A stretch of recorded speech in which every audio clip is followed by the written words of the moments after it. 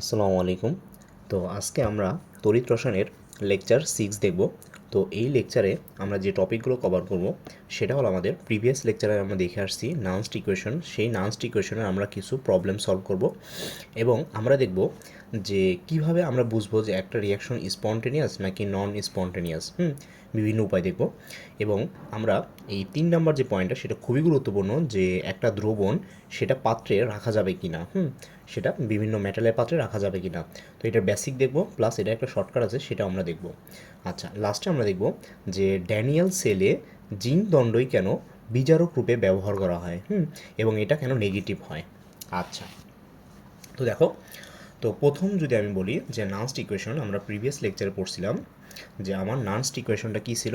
নানস্ট ইকুয়েশনটা ছিল আমার যে যদি আমার স্ট্যান্ডার্ড কন্ডিশন না থাকে, মানে আমার যে টেম্পারেচারটা সেটা যদি আমার 25 ডিগ্রি সেলসিয়াস না হয় এবং আমার প্রেশারটা যদি আমার 1 ATM না হয়, অন্য যা কিছু হইতে পারে বা 1 ATMও হইতে পারে। আচ্ছা, এবং পরে আমার যে কনসেন্ট্রেশনটা, সেই কনসেন্ট্রেশনটাও যদি আমার এক্স্যাক্টলি 1 মোল না হয়, 1 মোলার না হয়।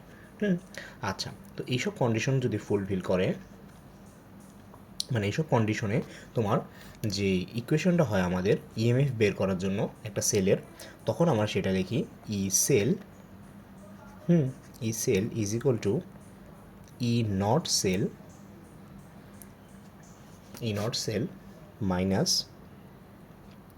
2.303 RT ডিভাইডেড বাই NF। আর এইখানে হলো তোমার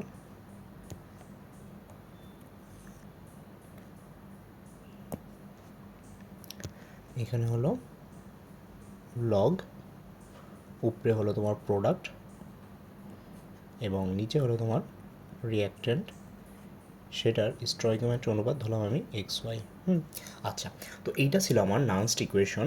এইখানে ই সেলটা কি, ই সেলটা হলো যে কোনো টেম্পারেচার, যে কোনো প্রেশার এবং যে কোনো কনসেন্ট্রেশনের জন্য আমার ই নট, এখানে ই নট সেল এটা হলো আমার স্ট্যান্ডার্ড কন্ডিশনে আমার ইএমএফ, এবং এইখানে এই অ্যানটা হলো আমার কত মোল ইলেকট্রন ট্রান্সফার হইতেছে কখন, যখন সমতা করার পরে, সমতা করার পরে আমার দেখতে হবে কত মোল ইলেকট্রন ট্রান্সফার হইতেছে।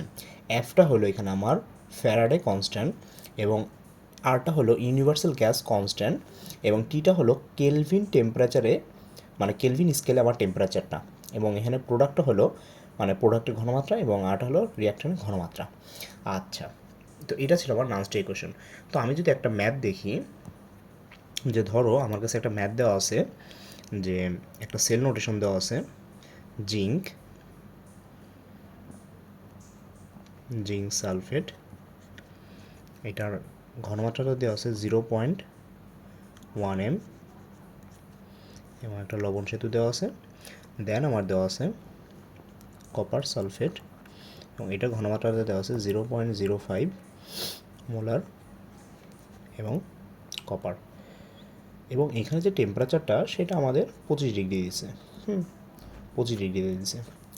আচ্ছা, এবং এখানে আমার কিছু আরেকটু গিভেন ডাটা দেওয়া আছে, যে আমার 25 ডিগ্রিতে ই নট জিঙ্ক 2+ থেকে জিঙ্কের মানটা দেওয়া আছে আমার -0.76 ভোল্ট, এবং আমার দেওয়া আছে ই নট কপার 2+ থেকে, মানে রিডাকশন পোটেনশিয়াল দেওয়া আছে আর কি, এটার মানটা দেওয়া আছে +0.34। তো এখন আমাকে বলছে যে যদি তোমার এই যে কনসেন্ট্রেশনটা যদি 1 মোল না হয়, সেই ক্ষেত্রে আমার যেই কোষের ইএমএফ বা ইলেকট্রোমোটিভ ফোর্স সেটা আমাদের কী হবে। তো সেই জন্য আমরা এখানে ইউজ করব আমাদের নানস্ট ইকুয়েশন, সেটা হলো আমাদের ই সেল। আচ্ছা, এটার জন্য আমরা একটু এখানে ইনট সেলটা একটু বের করে ফেলি। আমরা জানি ইনট সেলটা কী হয়, ই অ্যানোডের reduction, অ্যানোডের oxidation plus E ক্যাথোডের reduction, এটা আমরা রিডাকশন পটেনশিয়াল, এবং দুইটা ই নট। আচ্ছা, তাহলে আমি যদি এখানে মান বসাই দিই, তাহলে অ্যানোডের অক্সিডেশন কি আছে আমার, দেখো এইখানে আমার রিডাকশন পটেনশিয়াল মানটা দেওয়া আছে, বাট আমার লাগবে তোমার অক্সিডেশন পটেনশিয়ালের মানটা। তার মানে আমি উল্টা করে দিলে 0.76 প্লাস আমার ক্যাথোডেরটা দেওয়া আছে রিডাকশন, এবং এখানে আমার ক্যাথোডের রিডাকশনই দেওয়া আছে। তার মানে আমি ডাইরেক্ট এটা বসাই দিতে পারি 0.34। তাহলে এখান থেকে আসে আমার 1.1 ভোল্ট। এটা আমার ইনট সেলটা আমরা বাই করলাম। আচ্ছা, তাহলে আমি এখানে লিখে দিতে পারি যে 1.1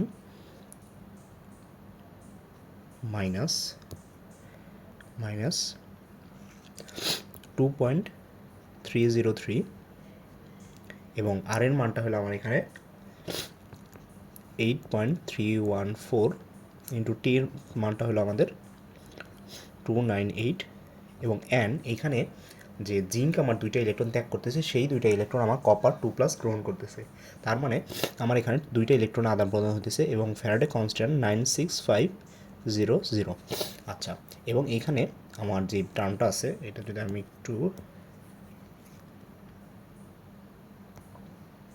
আচ্ছা, তো দেন আমার যে টার্মটা আছে সেটা হলো আমার লগ, আমার উপরে হবে আমার প্রোডাক্টের কনসেন্ট্রেশন, যেটা হলো আমার জিঙ্ক 2+-এর কনসেন্ট্রেশন বা জিঙ্ক সালফেটের কনসেন্ট্রেশন, যেটা আমার দেওয়া আছে 0.1, এবং নিচে আমার কপার, যেটা আমার দেওয়া আছে 0.05। আচ্ছা, তাহলে দেখো এখানে সব কিছু তোমার গিভেন আছে। তাহলে তুমি যদি ক্যালকুলেশন করো তাহলে দেখা যাবে তোমার যে লাস্ট মানটা 1.0911 ভোল্ট আসবে, এবং এটাই তোমার অ্যান্সার এই ম্যাথের জন্য। তো এইগুলো বোর্ড কোশ্চেন জন্য খুবই ইম্পর্ট্যান্ট, এবং এমনকি অ্যাডমিশনে আসে। আচ্ছা, তো এরপরে আমরা যে টপিকটা দেখব সেটা হলো আমাদের কিভাবে বুঝবো আমার একটা বিক্রিয়া স্পন্টেনিয়াস নাকি নন স্পন্টেনিয়াস। আচ্ছা, তো এটা যদি আমি একটু একেবারে বেসিক থেকে বলি যে আমার একটা রিয়াকশন স্পন্টেনিয়াস মানে কি।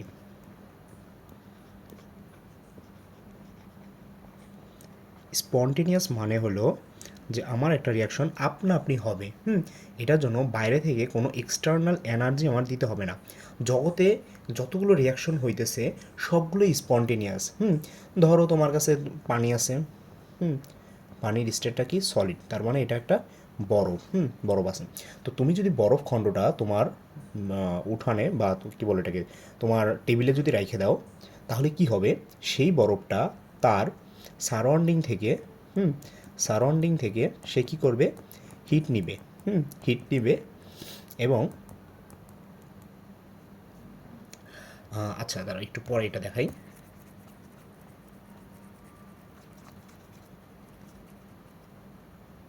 আচ্ছা, দেখো স্পন্টেনিয়াস দেখার জন্য আমরা কয়েকটা রিয়াকশন মানে কয়েকটা প্রসিডিউর দেখতে পারি।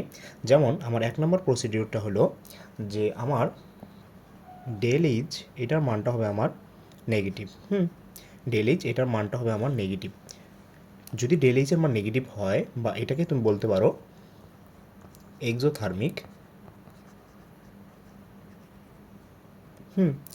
যদি সে এক্সোথার্মিক হয় তাহলে সে হলো একটা স্পন্টেনিয়াস রিয়াকশন।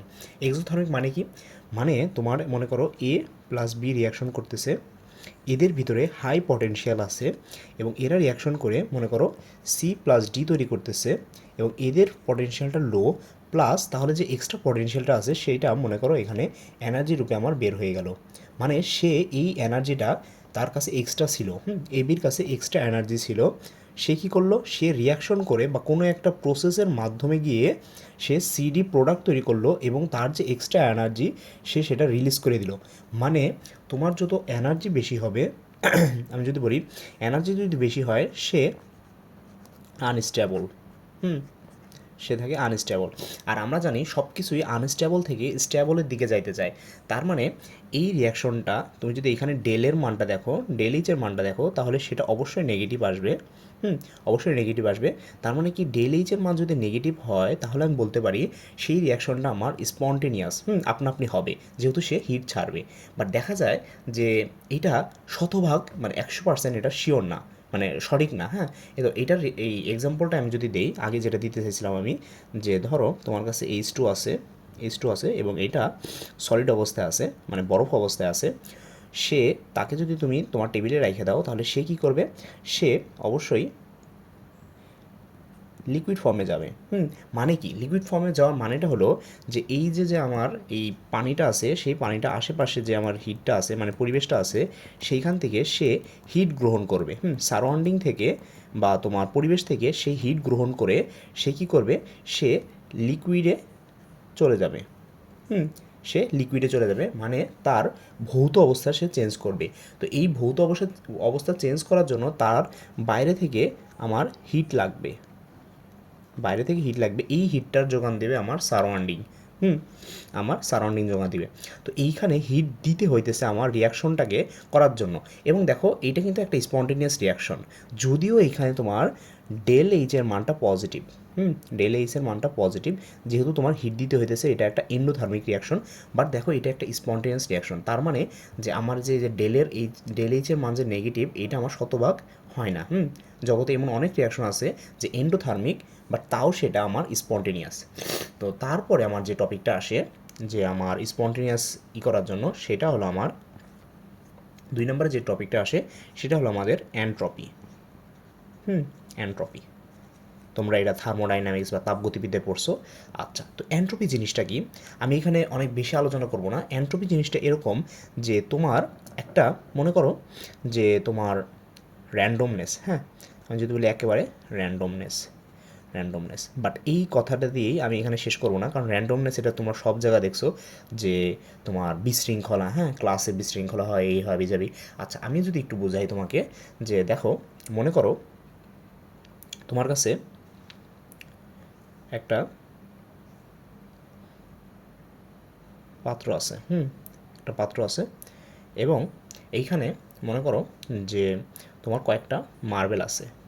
মনে করো এটা একটা কয়েকটা সেকশন, এবং এই সেকশনের এইখানে কয়েকটা মার্বেল আছে। এখানে কয়েকটা মার্বেল আছে। তুমি কি করছো, তুমি সেটাকে ঝাঁকা দিছো, মানে নাড়া দিছো। নাড়া দেওয়ার পরে কি হয়েছে, সে এই মার্বেলটা সেকশনটা প্রত্যেকটা সেকশনে মার্বেল মানে হয়ে গেছে, ভাগ হয়ে গেছে, প্রত্যেকটা সেকশনে মার্বেল ভাগ হয়ে গেছে। তাহলে এই যে রিয়াকশনটা গেল মানে প্রসিডিউরটা গেল, সেটা হলো কি মানে মার্বেলগুলো কী অবস্থায় ছিল, মনে করো ধরো যদি কেমিস্ট্রির ভাষায় বলি ক্রিস্টাল অবস্থায় ছিল। ক্রিস্টাল অবস্থায় ছিল মানে একটা নির্দিষ্ট মানে শেপে ছিল, মানে একটা কী বলে বক্সি শেপে ছিল। বাট যেই মধ্যে তুমি ঝাঁকা দিছো বা সেটাকে নড়াইছো, সে আবার মানে বিভিন্ন বক্সে চলে গেছে।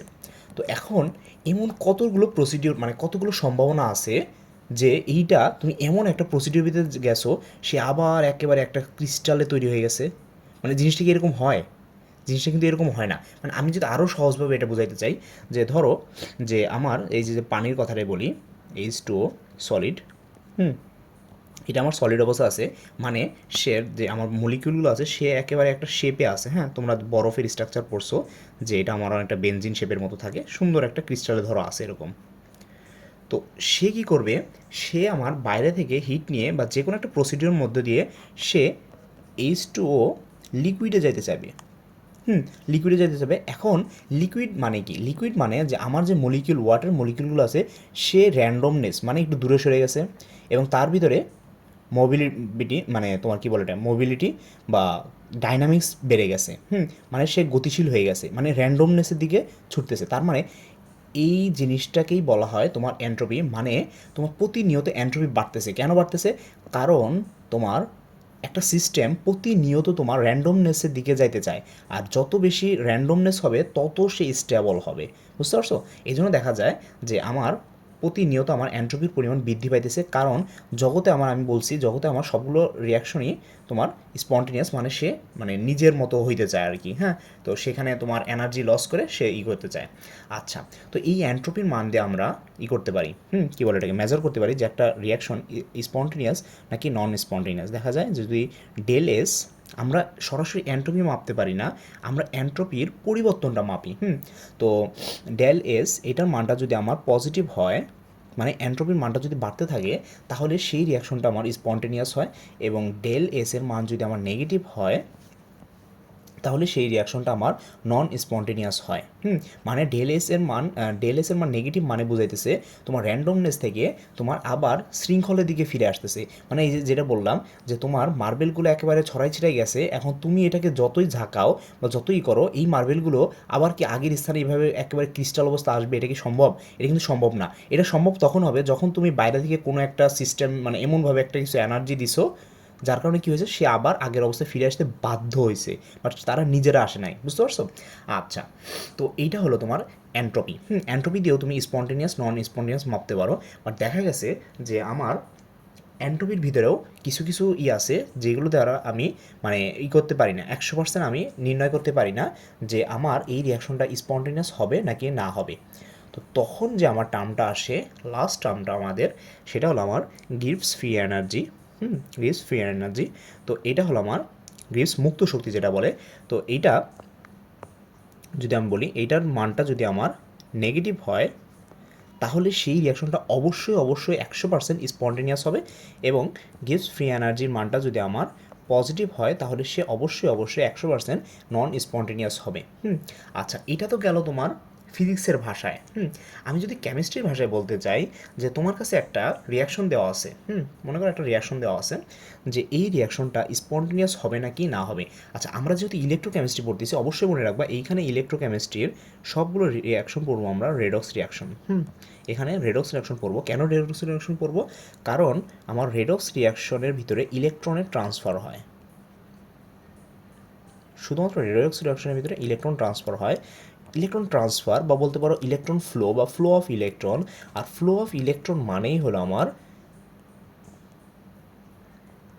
ইলেকট্রিসিটি, যেটা আমার ইলেকট্রো শব্দ থেকে আসে। তার মানে আমি যেসব ইলেকট্রোকেমিস্ট্রি পড়বো তখন যে আমি রিয়াকশনগুলো, কেমিক্যাল রিয়াকশনগুলো দেখব, সেই সবগুলো রিয়াকশন আমার হবে রেডক্স রিয়াকশন। কারণ সেখানে আমার ইলেকট্রন ট্রান্সফার হয় এবং সেটা একটা নির্দিষ্ট ওরিয়েন্টেশনে মানে নির্দিষ্ট ডিরেকশনে। কারণ কি জন্য? কারণ আমার অ্যানোড থেকে ক্যাথোড বা ক্যাথোড থেকে অ্যানোড এইসবের দিকে মানে একটা নির্দিষ্ট দিকে ইলেকট্রন ফ্লো হয়, এবং নির্দিষ্ট দিকে ইলেকট্রন ফ্লোকে আমরা ইলেকট্রিসিটি বলি। আচ্ছা, তো যেটা বলতেছিলাম যে রেডক্স রিয়াকশন বা ইলেকট্রোকেমিস্ট্রিতে আমরা কিভাবে মানে একটা বুঝতে পারবো যে রিয়াকশনটা আপনা আপনি হবে নাকি সেটাকে মানে হবে কি বলে স্পন্টেনিয়াস নাকি নন স্পন্টেনিয়াস। তখন আমরা বের করি আমাদের ইএমএফ। একটা সেলের ইএমএফ যদি আমরা বের করি, বিভিন্ন মান দেওয়া থাকবে, সেখান থেকে যদি আমি ইএমএফ বের করি, সেই ইএমএফ এর মানটা যদি আমার যে আসে, মনে করো ই নট সেল, সেই মানটা যদি আমার পজিটিভ আসে বা সেলের মানটা যদি আমার নেগেটিভ আসে, পজিটিভ আসলে আমার সেই রিয়াকশনটা হবে স্পন্টেনিয়াস। স্পন্টেনিয়াস মানে রিয়াকশনটা আপনা আপনি হবে, এবং যদি এইটা হয় তাহলে সে হবে নন স্পন্টেনিয়াস। আচ্ছা, তো এখন আমরা এই যে স্পন্টেনিয়াস বা সেলের যে কনসেপ্টটা, এটা দিয়ে আমরা মূলত এখন দেখব যে আমার পরবর্তী টপিকটা, সেটা হলো আমাদের কি টপিক ছিল, যে আমাদের দ্রবণ পাত্রে রাখা যাবে কি না। এই টপিকটা আমরা দেখব মূলত এই স্পন্টেনিয়াসের এই জিনিসটা দিয়ে। আচ্ছা, তো ধরো তোমার কাছে একটা রিয়াকশন যদি আমি দেই, যে তোমার কাছে মনে করো যে একটা পাত্র দিলাম আমি, যেই পাত্রে আমার কি আছে, ধরো তোমার কাছে একটা পাত্র আছে, এটা একটা জিঙ্ক হইতে পারে, হইতে পারে আমার অ্যালুমিনিয়াম, হইতে পারে আমার অ্যালুমিনিয়াম, হইতে পারে আমার ম্যাগনেসিয়াম, হইতে পারে আমার নিকেল, এরকম অনেক পাত্র হইতে পারে। এবং উপরে আমার মানে এখানে যে আমি দ্রবণটা দিব, সেই দ্রবণটাও আমার এরকম অনেক কিছু হইতে পারে। ধরো সালফিউরিক অ্যাসিড হইতে পারে, কপার সালফেট হইতে পারে, বা তোমার ধরো ম্যাগনেসিয়াম সালফেট বা অ্যালুমিনিয়াম সালফেট বা জিঙ্ক সালফেট, এরকম অনেক কিছু হইতে পারে। এরকম অনেক কিছু হইতে পারে। তো এখন তোমাকে নির্ণয় করতে হবে যে এই দ্রবণটাকে, উপরোক্ত দ্রবণটাকে আমি কি এই পাত্রে, এই পাত্রে আমি রাখতে পারবো কি না, সেটা তোমাকে নির্ণয় করতে হবে। তো সেইটা নির্ণয় করার জন্য তোমাকে আমি যদি বলি সেখানে কি করতে হবে তোমাকে, মূলত তোমাকে সেখান থেকে আমার কিছু মান দেওয়া থাকবে, সেটা থেকে আমার ইনট সেলের মানটা বের করতে হবে। এটা হলো তোমার মানে যদি বলি সৃজনশীল পরীক্ষায় আমার তোমার এটা লিখতে হবে। ইনট সেলে এটা মান লিখতে হবে। তো ইনট সেলের যদি মানটা যদি আমার পজিটিভ আসে, তাহলে সেই পাত্রে আমার মানে এটা রাখা যাবে না, তোমার এটা কী বলে এটাকে সংরক্ষণ করা যাবে না। আর যদি এটার মানটা যদি আমার নেগেটিভ আসে তাহলে সংরক্ষণ করা যাবে। আচ্ছা, এইখানে ইনট মানটা জিরো থেকে বড় বা জিরো থেকে ছোট মানে কি বোঝায় আসলে, মানে স্পন্টেনিয়াস বোঝায় বুঝলাম, বাট মানে বোঝায় আসলে যে এই যে যে পাত্রটা আছে মানে লোহার যে পাত্রটা আছে, সেই পাত্রের যে মেটালটা আছে, সেই মেটালটা এইখানে যে কপার মেটালটা বা এইখানে যে এই যে এইচ টুটা আছে, সে তাকে সাবস্টিটিউশন করতে পারে, মানে প্রতিস্থাপন করতে পারে। তো যদি প্রতিস্থাপন করতে পারে তার মানে কি, তার মানে সে রিয়াকশনের ভিতর দিয়ে যাইতেছে। আর যদি রিয়াকশন হয় তাহলে প্রতিনিয়ত দেখা যাবে যে এটা ক্ষয় হয়ে যাইতেছে, একটা সময় দেখা যাবে যে এটা ফুটা হয়ে গেছে। বুঝতে পারছো, মানে এখানে সংরক্ষণ করা যাবে না। ফুটা কী জন্য হবে, কারণ এই যে যে জিঙ্কের সলিডটা আছে, এই জিঙ্ক সলিডটা প্রতিনিয়ত সলিউশনে চলে যাবে। প্রতিনিয়ত সলিউশনে চলে যাবে। সলিউশনে যায় কী করবে, সে সালফেটের সাথে রিয়াকশন করে কপারকে ইমিট করে দিবে। কপারকে ইমিট করে দিবে। তো আমরা জানি যে জিঙ্ক সে সলিড আছে কখন, যখন সে ইলেকট্রন লুজ করে নাই, বা যেই মুহূর্তে সে ইলেকট্রন লুজ করবে, আমি যদি বলি -2 ইলেকট্রন সে যদি লুজ করে, তাহলে সে কী হবে, জিঙ্ক 2+ হবে তো হবে, বাট সে এখন আর সলিড স্টেটে থাকতে পারবে না। আমার মেটাল যেই মুহূর্তে ইলেকট্রন ত্যাগ করে দেয়, সেই মুহূর্তে সে সলিড স্টেট থেকে মানে বাহির হয়ে যায়।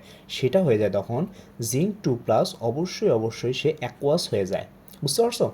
আচ্ছা, সেই অ্যাকোয়াস জিঙ্ক যখন আবার ইলেকট্রন গ্রহণ করে, তখন সে আবার সলিড হয়ে যায়। আচ্ছা, মানে কি বললাম, মেটাল যেই সময় তোমার আয়ন অবস্থায় থাকে, তখন সে তোমার সলিড এই অবস্থায় কী বলে এটাকে লিকুইড অবস্থায় বা অ্যাকোয়াস অবস্থায় চলে যায় আয়ন অবস্থায় থাকলে। আচ্ছা, তো এই জিনিসটাই মূলত এখানে ঘটে। আমি যদি তোমাকে একটা ধরো কোশ্চেনই বলি, যে কোশ্চেন এমন আছে যে মনে করো কোশ্চেনটা হলো লোহার পাত্রে তোমার কপার সালফেট এই দ্রবণ রাখা যাবে কি না। প্রশ্ন হলো এটা যে রাখা যাবে কি না। ধরো এটা তোমার ডিতে আসছে, এবং তোমার এটার সাথে কিছু মান দেওয়া আছে আমার, যে E0 Fe2+ Fe, এটার মানটা দেওয়া আছে -0.44 ভোল্ট, এবং এখানে আরেকটা মান দেওয়া আছে আমার E0 কপার 2+ থেকে কপার হইতেছে, এবং এটার মানটা দেওয়া আছে 0.34 ভোল্ট। আচ্ছা, তো এইখানে তোমার কী দেওয়া আছে, দুইটাই বিজারণ বিভবের মান দেওয়া আছে। এবং যেহেতু এখানে একটা ট্রিক হলো যে যেহেতু তোমার লোহার পাত্রে বলছে, বাই ডিফল্ট তুমি পাত্রটাকে তুমি অ্যানোড ধরে নিবা। কি বললাম, পাত্রটাকে অ্যানোড ধরে নিবা। এটাই হলো এই মানে কী বলে এই ম্যাথ করার মানে নিয়ম। হ্যাঁ, তো এটাকে তুমি অ্যানোড ধরে নিবা। তো এখন তুমি যদি অ্যানোড ধরো, আর আমরা জানি অ্যানোডে হয় আমার জারণ। বাট দেখো আয়রনে তোমার বিজারণ বিভব দেওয়া আছে, তার মানে তোমাকে এটা চেঞ্জ করতে হবে। হ্যাঁ, জারণ বিভব নিতে হবে। তাহলে আমি যদি এখান থেকে ইনট সেল বের করতে চাই, তাহলে আমার কী লিখতে হবে, E0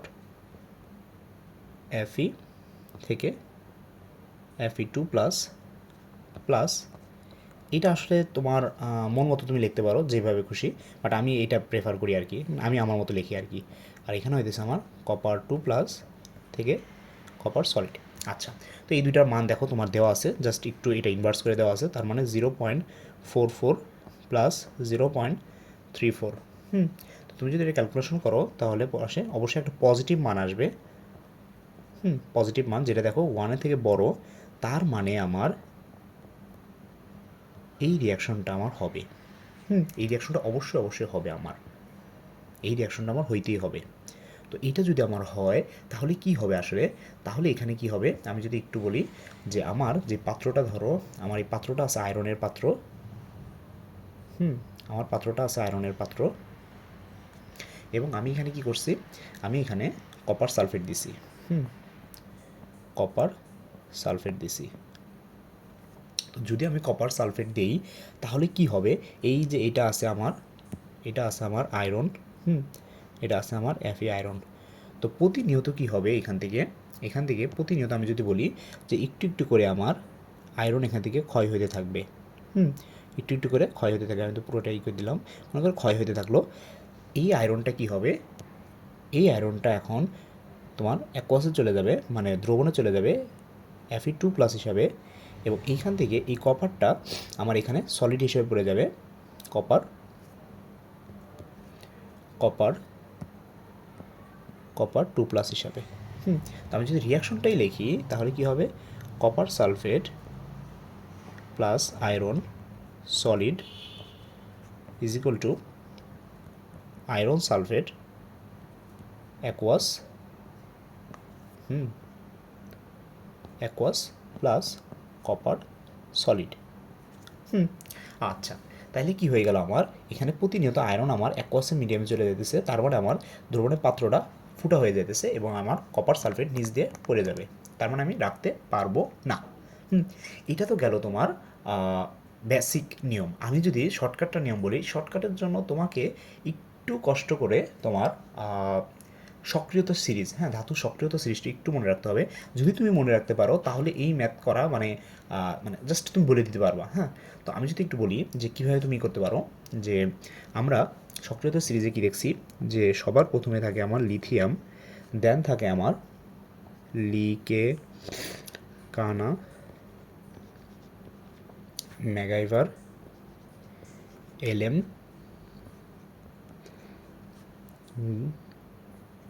যেন ফিরে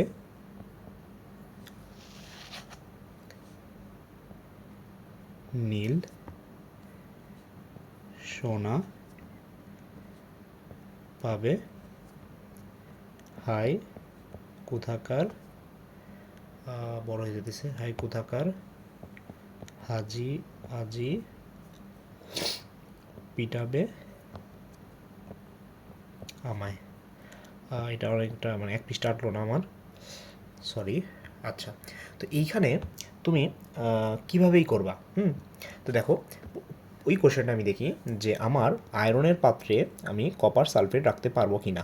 যদি এমন কোশ্চেন আসে তাহলে তুমি সক্রিয়তা দেখবা, যে কপার আর আয়রনের অবস্থানটা দেখবা। দেখো এই যে আমার কপার এবং এই যে আমার আয়রন। তুমি কি করবা, তুমি করবা কি, যে আমি এটা মূলত এরকম করতাম, যে তুমি যেহেতু বলছে তোমার কপারের পাত্র, সরি আয়রনের পাত্র, তাহলে আয়রনের পাশে তুমি পাত্র লিখবা, পাত্র রাখবা, ছোটো একটা পাত্র রাখবা জাস্ট বোঝার জন্য। এবং কপার সালফেট, তো এখানে তুমি মনে করো যে ডট ডট দিয়ে কপার সালফেট দেখাইলা। এখন তুমি দেখো যে এটা কীভাবে মানে করবা, মিল করবা। এটা হলো যে যদি তোমার এইখান থেকে যে এই জিনিসটাকে তুমি পাত্রের নিচে আসে, পাত্রের নিচে আসে মানে পাত্রে রাখা যাইতেছে না, মানে কেমনে বলবো, যে যদি তোমার উপরে থাকতো, এটা যদি এখানে থাকতো উপরে কোথাও থাকতো তাহলে সে রাখা যাইতো, বাট এইটা রং ডিরেকশন হয়ে গেছে, এটাকে আবার তোমার এইদিকে নিয়ে এইদিকে হবে, রং ডিরেকশনে। মানে আমি যেটা বলতে চাচ্ছি যে পাত্র যদি উপরে হয়, সক্রিয়তা সিরিজের উপরে হয়, সক্রিয় সিরিজের উপরে হয় এবং দ্রবণ যদি সক্রিয়তা সিরিজের নিচে হয় তাহলে ইম্পসিবল, মানে তাহলে দ্রবণ কখনোই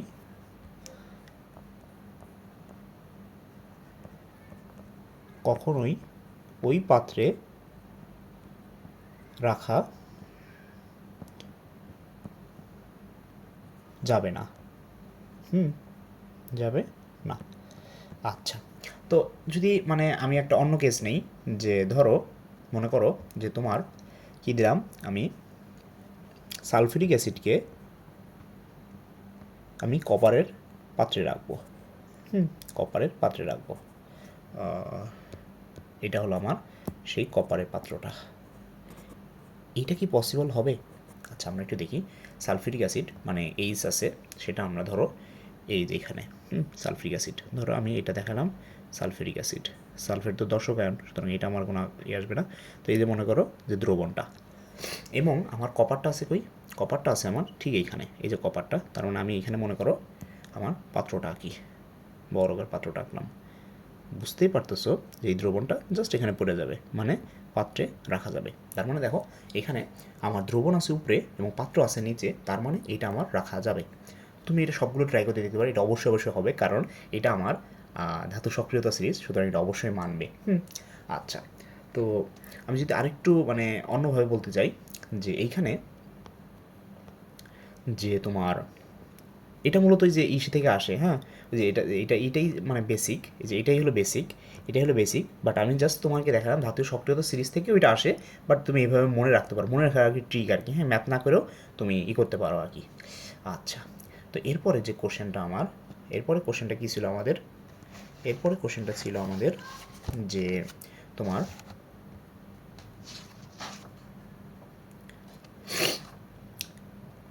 যে কী ছিল, ড্যানিয়েল সেলে জিঙ্ক দণ্ডই কেন বিজারক রূপে তোমার কাজ করে।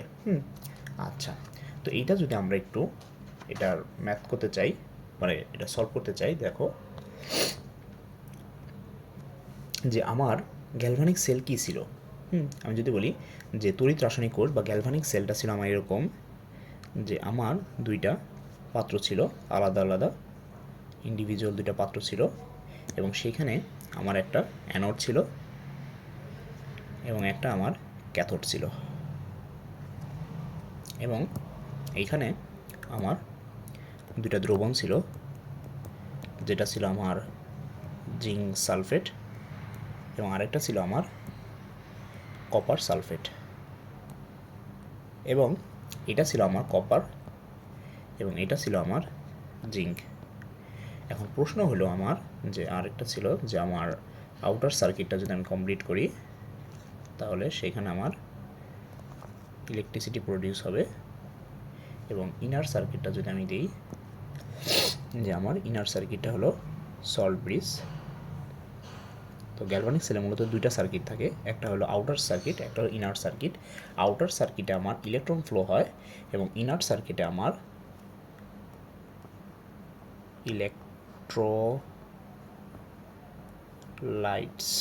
ইলেকট্রোলাইটস ফ্লো হয়, ফ্লো অফ ইলেকট্রোলাইটস। আর এখানে হলো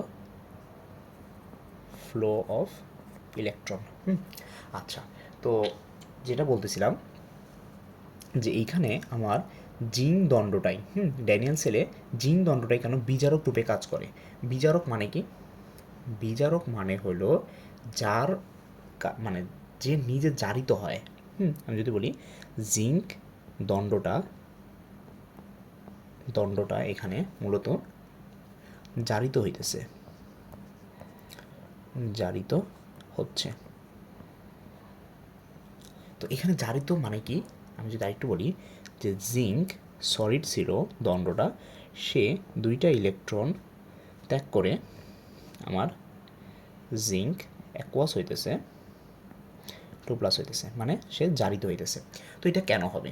এবং দ্বিতীয় প্রশ্ন হলো আমার এই যে এই জিঙ্ক দণ্ডটা কেন আমার নেগেটিভ হবে? কোশ্চেন দুইটা। আচ্ছা, প্রথম কোশ্চেন যদি আমি বলি যে জিঙ্ক দণ্ড জারিত হইতেছে, বাট কেন? আচ্ছা, দেখো, তো জিঙ্ক জারিত হবে এই জন্য, কারণ তুমি যদি জিঙ্কের মানটা দেখো, বিজারণ বিভবের মানটা দেখো, তাহলে জিঙ্কের মানটা মানে জিঙ্ক 2+ থেকে জিঙ্ক, এটার মানটা হলো আমার 0.76 ভোল্ট। এবং এই পাশে ড্যানিয়েল সেলে আমরা জানি যে এই পাশে থাকে আমার কপার, এবং কপারের বিজারণ বিভবটা যদি আমি দেখি, এই কপার 2+ থেকে কপার, এটার মানটা আসে আমার কত আসে 0.34 ভোল্ট। আচ্ছা, তো এখানে একটু মাইনাস হবে। তো বুঝতেই পারতেছো একটা জিনিস এখান থেকে, যে এই যে মানটা, এই মানটার থেকে কপারের বিজারণ বিভবের মান অনেক বেশি। মানে আমি যদি বলি যে আমার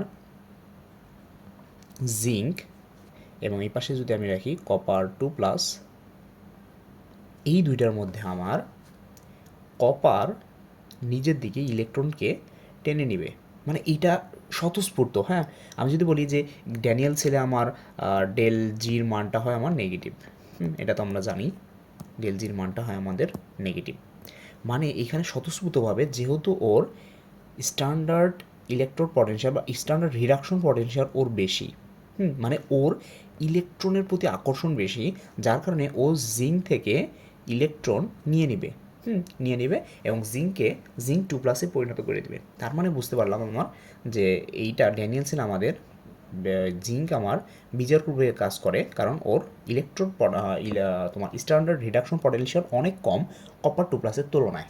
আচ্ছা, দ্বিতীয় কোশ্চেন হলো আমার যে ও নেগেটিভ হয় কেন। আমি যদি বলি ও নেগেটিভ হয় কেন, দেখো এইখানে জিঙ্ক দণ্ডটা ছিল, এটা জিঙ্ক দণ্ডটা ছিল, এই জিঙ্ক দণ্ডটা পুরোটাই তো মেটাল। তো রিয়াকশনটা কি হয়, রিয়াকশনটা মূলত এখানে এই দেখো এখানে দেওয়া আছে রিয়াকশনটা, এই যে দুইটা ইলেকট্রন ত্যাগ করতেছে, এই দুইটা ইলেকট্রন কি করে, জিঙ্ক দণ্ডে থাকা অবস্থায় দুইটা ইলেকট্রন ত্যাগ করে জিঙ্ক 2+ হিসাবে দ্রবণে চলে যাইতেছে, বাট দণ্ডকে দুইটা ইলেকট্রন দিয়ে যাইতেছে। মানে বুঝাইতে পারছি, মানে জিঙ্ক 2+, মানে জিঙ্ক সলিড, সে সলিড অবস্থা আছে, সে কী করলো, প্রথমে দুইটা ইলেকট্রন ত্যাগ করলো এবং নিজে দ্রবণে চলে গেল অ্যাকোয়াস অবস্থায়, বাট রেখে গেল দুইটা ইলেকট্রন, যেই দুইটা ইলেকট্রনটা কী হবে, এই যে ইলেকট্রনটা সে এইখান দিয়ে পাস হয়ে এখান দিয়ে গিয়ে এইখানে আসবে, এবং তখন দ্রবণের কপার 2+, সে এইখানে এসে সে যুক্ত হবে। এই জন্য দেখা যায় যে এইটা হয় আমার নেগেটিভ, হ্যাঁ এটা হয় আমার নেগেটিভ, যেহেতু ইলেকট্রন ছাড়ে দিছে এখানে, আর এইটা হয় আমার পজিটিভ। এটা পজিটিভ হয় কেন, কারণ এইখানে প্রচুর পরিমাণ দ্রবণ থেকে আমার অ্যাকোয়াস কপার 2+ এইখানে এসে যুক্ত হয়, যার কারণে এটা হয় আমার পজিটিভ এবং এটা হয় আমার নেগেটিভ। আচ্ছা, তো আজকে আমাদের এই পর্যন্তই ছিল। তো নেক্সট ক্লাসে আমরা টাইপস অফ ইলেকট্রোড দেখব। তো আজকে এই পর্যন্তই।